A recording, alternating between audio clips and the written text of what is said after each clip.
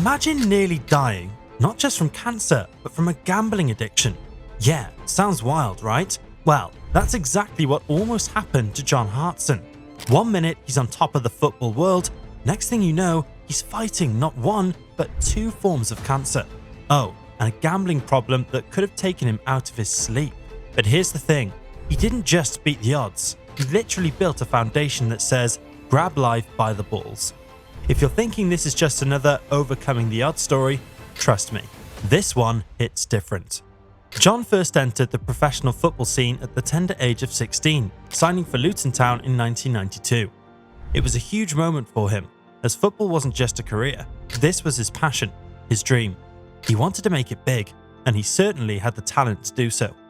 Just 3 years later, in 1995, his talent caught the eye of Arsenal, who shelled out £2.5 million to bring him to Highbury. It was a record fee for a teenager at the time, and for John, this was the beginning of something massive. At Arsenal, he didn't disappoint.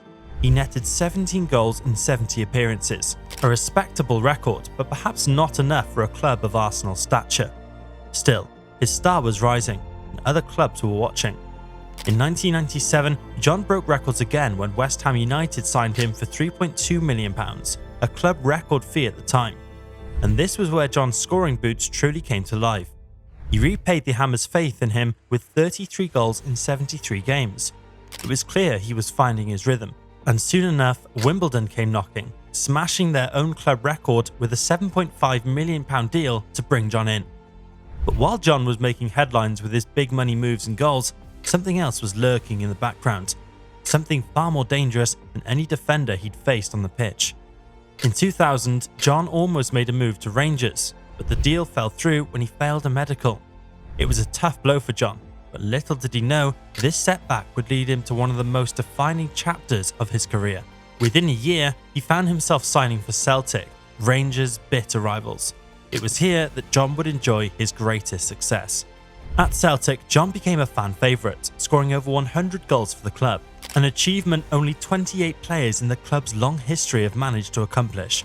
In 2005, his efforts were recognised when he was named joint winner of the Scottish Football Writers' Association Player of the Year. Celtic Park was his kingdom, and John was its king. But while he was always winning trophies and the hearts of fans, he was still hiding his darkest struggles from the public eye. John's battle with cancer started in the most understated way. It began with a lump that John noticed but chose to ignore. Days turned into weeks, weeks into months, and before long, 2 years had passed with this lump growing silently. It wasn't just a slight swelling anymore, it had grown to the size of a Malteser, but John still didn't want to face the reality of it. He went through his daily routine, fathering kids, training every day, scoring goals, convincing himself it wasn't serious. One day, John was casually chatting with his wife when he decided to mention something that had been quietly worrying him. "Have a look at this," he said, showing her a lump on one of his testicles. His wife asked, "How long has that been there?" "A couple of years," he replied, almost dismissively. His wife urged him to check it out, insisting it was important, so he promised to see the doctor at West Brom.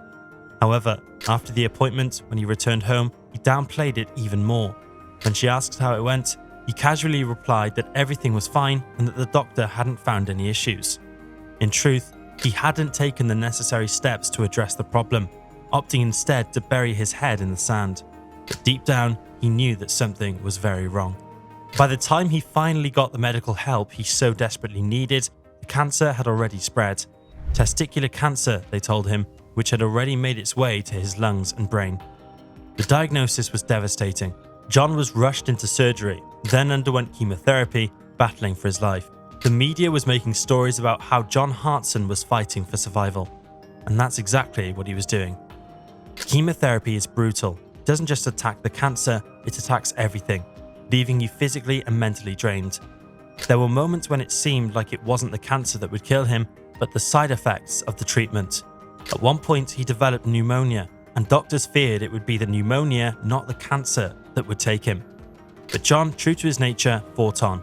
Slowly, against all odds, his body responded to the treatment. He survived. It wasn't luck that saved him. Though that may have played a part, it was his resilience, his refusal to give up, and the support of his family. Surviving cancer gave John a new lease of life. It changed him in ways that are hard to put into words.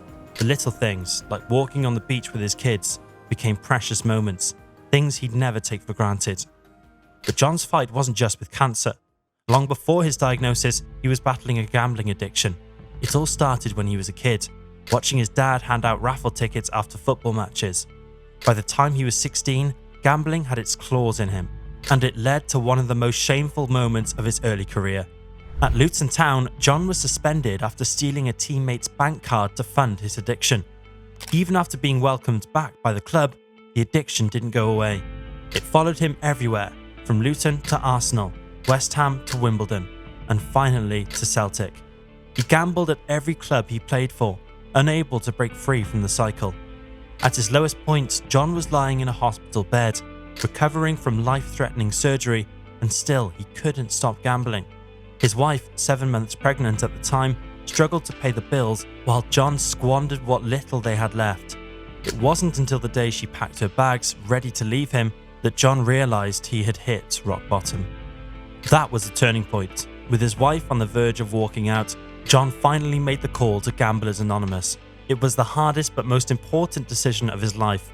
At his first meeting, he was just John, not John Hartson, the football star. And that was exactly what he needed. He wasn't looking for fame or glory, he was looking for a way out of the hell that gambling had trapped him in. Since that day, John hasn't placed a single bet. Not a raffle ticket, not a racecourse wager, nothing. And he's committed to staying clean. He still attends GA meetings twice a week, knowing that his recovery is a lifelong journey. John's football career may have ended in 2006 after a brief spell at West Bromwich Albion, but his story didn't stop there. He transitioned into media work, writing columns for the Scottish Sun and commentating for S4C and ITV Sport. He even had a brief stint as an assistant coach with the Welsh national team. But perhaps the most important role John has taken on since his playing days is as the founder of the John Hartson Foundation. Through the foundation, John has dedicated himself to raising awareness about testicular cancer and the dangers of gambling addiction, helping countless others who are facing the same struggles he overcame. Today, John's life is about more than football. It's about family, health, and using his platform to make a difference. His story is one of triumph, not just on the pitch, but in life. And his message is simple: don't wait until it's too late.